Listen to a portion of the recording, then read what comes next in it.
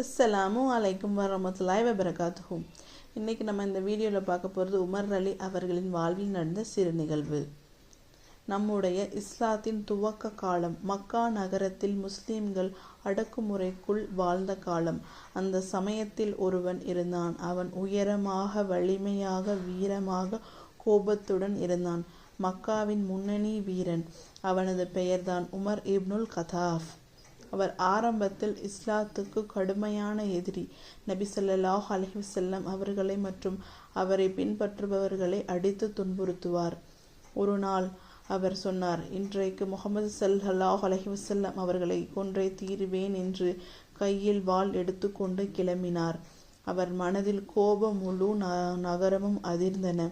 அந்த வழியில் யாரோ சொன்னார்கள், உன் சகோதரி ஃபாத்திமா அலி இஸ்லாத்தை ஏற்றிருக்கிறார் என்று. கோபத்துடன் அவர் வீட்டிற்கு சென்றார். அங்கே குர்ஆன் ஓசை அவர் கேட்க மனம் கனிந்தது.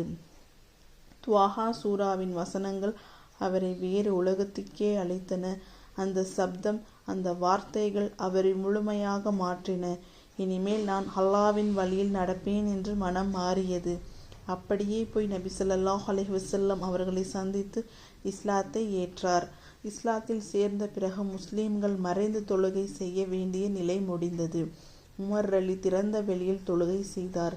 பகைவர்கள் பயந்தார்கள். நபி ஸல்லல்லாஹு அலைஹி வஸல்லம் அவர் கூறினார்கள், உமர் அலி வந்த பின் இஸ்லாத்துக்கு வலிமை அடைந்தது என்று. நபி ஸல்லல்லாஹு அலைஹி வஸல்லம் அவர்கள் மறைந்த பிறகு அபூபக்கர் அலி முதல் கலீஃபா ஆனார். அவருக்கு பின்னர் இரண்டாம் கலீஃபாவாக உமர் அலி ஆனார்.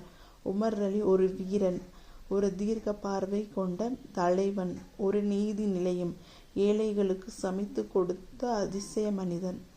அஸ்ஸலாமு அலைக்கும் வரமத்துல்லாஹி வபரகாத்துஹு.